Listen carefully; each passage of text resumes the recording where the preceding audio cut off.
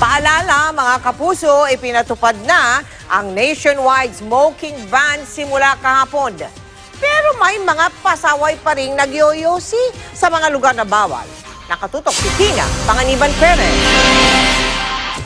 May mga naninigarilyo pa rin sa mga hindi designated smoking area kahit epektibo na kahapon ng Executive Order 26 para sa nationwide smoking ban. Meron ngang kahit sa labas ng ospital, nagsusunog baga.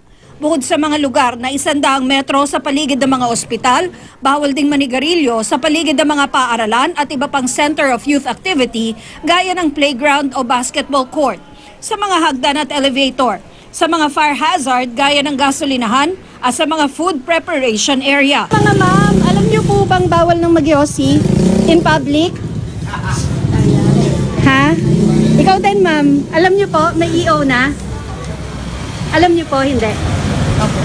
Meron ding naninigarilyo habang nagmamaneho. Sir, yung iba kasi ang pagkakaintindi nila, basta open air, okay, manigarilyo. Hindi. So, halimbawa, yung mga ambulant dito magbebenta, you are within 100 meters, mauhuli ka.